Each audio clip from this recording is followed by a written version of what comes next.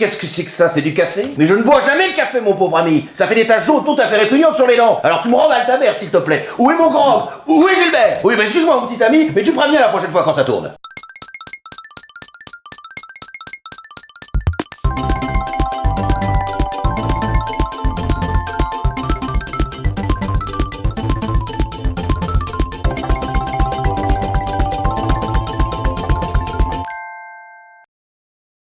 Bonjour et bienvenue dans les tutos géo de Toto. Toto, c'est moi.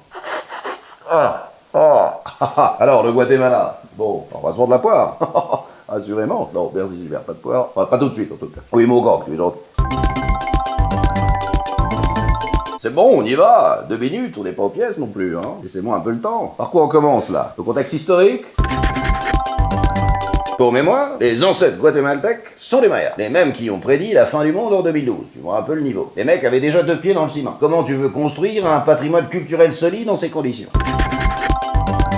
Tu te souviens pas de cette histoire? C'était quand déjà? Oui, merci, en 2012. En France en plus. Dans cette merveilleuse bourgade de Bugarach dans le massif des Corbières. C'est là quand même que tu te rends compte de la portée extraordinaire du rayonnement français. Et déjà à l'époque. Excuse-moi, mais tu comptes le nombre de villes nommées Paris à travers le monde et tu vas être surpris. Ah si, on va y venir au Guatemala, vous énervez pas, on va y venir. Mais j'aimerais finir sur ce point, regarde, rien qu'aux États-Unis, regarde, Versailles dans le Connecticut, Auvergne en Arkansas, ça te parle ça un petit peu, toi t'es Auvergnat il me semble, Narbonne à New York Beach, hein, Belleville dans l'Illinois, Vincennes dans l'Indiana, voilà, et j'en passe et des meilleurs, moi je pourrais te faire tout un chapelet là-dessus. Ce sont autant de preuves de l'influence de la France à travers le monde. Si vous n'avez pas compris cela, je n'en suis pas choqué, mais enfin, permettez-moi de vous rappeler les fondamentaux qui ont... Ok, j'ai compris, je ne m'évade plus, je reste focus sur le sujet. Alors, sport. Non, sport, je suis désolé, on va pas pouvoir faire le sport. Hein. Autant ils ont des anneaux dans le nez, mais de là à dire qu'ils sont olympiques, non, je ne crois pas. Fait-il? Non, la construction des pyramides n'est reconnue par aucune fédération, donc c'est regrettable, mais c'est ainsi.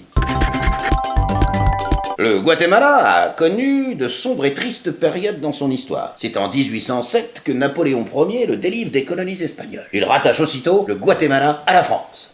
Enfin, renseigne-toi, bougre d'imbécile, j'expose juste des faits. Bref, la langue est restée, malheureusement, l'espagnol. Non, et je ne fais aucun commentaire inutile. Seulement pour dépaysement, tu repasseras. À quoi ça sert de se taper 16 heures d'avion alors qu'il te suffit de traverser les Pyrénées? Tu es déjà allé, toi, à Barcelone, peut-être? Espèce de crétin, va. Sinon, il y a le pas de la case. C'est un peu moins loin, c'est vrai. Nous, on y va souvent avec Gilbert. C'est très intéressant. Tu verrais le prix d'une bouteille de pastis là-bas. Culture. Le café. Ah, mais je comprends mieux pourquoi alors. Et on a des artistes dans l'assistance. À ce que je vois vivement qu'on fasse le Brésil, les enfants, hein, qu'on ait un transsexuel sur le plateau. D'ailleurs, j'en connais un à qui ça ferait plaisir, n'est-ce pas, Jacques-Étienne, hein? Ville gredin. Madame, monsieur peut-être. Une question. Alors, à quel âge t'es-tu fait pousser les nibards? On reçoit Rodrigo, avec qui on va jouer à un jeu rigolo. Rodrigo va-t-il mettre son zizi dans la bouche d'un membre de l'équipe? Ou bien encore, Rodrigo a-t-il seulement un zizi? Le suspense est à son comble.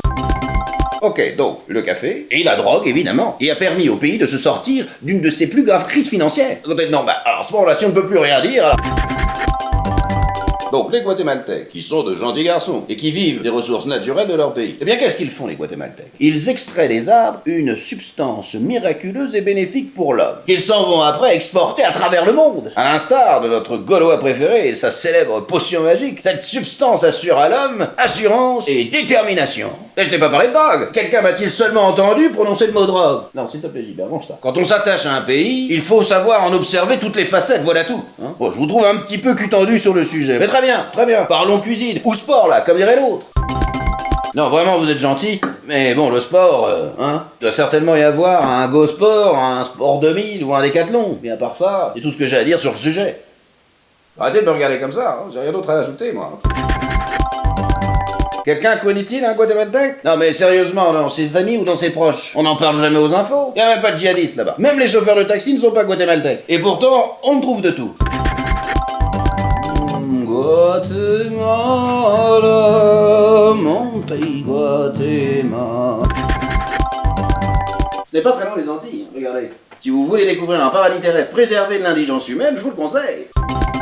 Mais qu'est-ce que vous voulez que je vous dise? Encore un de ces pays qui ne sait plus trop où il se situe. Entre l'Amérique du Sud et l'Amérique du Nord. Le cul entre deux chaises, en quelque sorte. Ce doit être l'une de leurs devises, d'ailleurs. Tu dois pouvoir t'y installer comme proctologue. T'ouvres un cabinet tranquille sans tortiller, là-bas.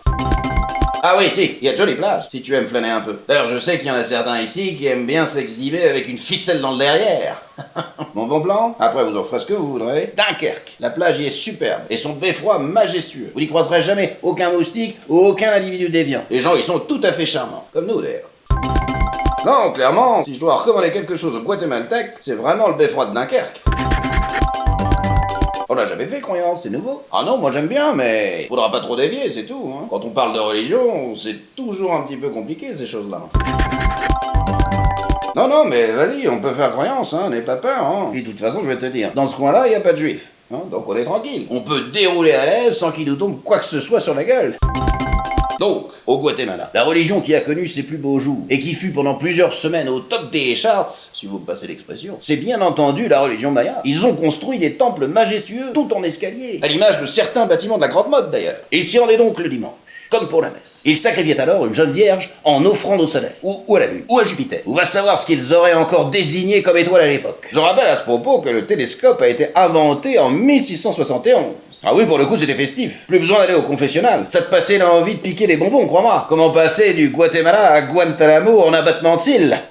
La jeunesse était plutôt bien tenue à l'époque. Nos politiciens devraient en prendre de la graine. Tiens, mais j'y pense. Tu ne sais pas ce que j'ai appris? Tu sais que je vénère ce merveilleux pays qu'est la Suisse. Si, c'est un rapport, justement, entre le culte et la religion, tu vas voir. Eh bien, tu sais que là-bas en Suisse, il y a le siège social de Raël qui s'est installé. C'est fou, non? C'est un peu le rêve de chacun, finalement. Tu lances ta start-up à Clermont-Ferrand et tu finis par t'installer en Suisse. Mais si, tu sais, les Raéliens, le mec qui a vu les extraterrestres en Auvergne. Quelle carrière, tout de même! Le mec, à partir de rien, il te construit un empire. Et puis, niveau Gonzès, c'est pas comme ici, hein. Il a trouvé la formule qui marche, lui, hein. Avec partous obligatoires. Déjà qu'ici, il faut faire des pieds et des mains pour avoir une stagiaire. Ça ferait du bien à une fille dans l'équipe, hein. Vous trouvez pas? Ça apporterait une touche féminine. En plus, elles apportent une vision différente sur les choses. Cela pourrait être intéressant, non? Alors comme ça, il y a que Gilbert et moi qui ne sommes pas pédés ici. Non, ce n'est pas une secte. Enfin, pas à proprement parler. Ils tentent des trucs, voilà tout. C'est une sorte de développement personnel, si tu préfères. Faut s'ouvrir un petit peu, mon bonhomme, hein. Faut des chagrins un peu. J'aurais très bien pu être Aurélien à l'époque. Il est vrai que j'étais sans le sou. Avec les Mayas, par exemple. La petite vierge. Elle se serait fait égorger. Alors que là, la petite, elle se laisse éveiller le plus simplement du monde à l'acte sexuel. C'est quand même moins barbare, vous en conviendrez. Non, je déraille pas. J'expose juste des faits historiques, voilà tout. C'est toi qui as voulu qu'on parle de croyance, je te rappelle. Bon, alors qu'est-ce qu'on fait? On reste là-dessus? Ou on appelle la nièce de Gilbert pour jouer au docteur? Parce que moi, je vous cacherai pas que je commence à être un petit peu chaud, là, hein. Regardez-le, le vieux loup lubrique. Il en serait capable, le pauvre. Oh, c'est ça, j'aime ça. Les amis, à tantôt pour le prochain tuto à Toto. J'ai vu qu'ils organisaient des stages découvertes, Gilbert. On peut toujours tenter. On prend un aller-retour pour Genève. Ça nous engage à rien. Et on pourra peut-être rigoler.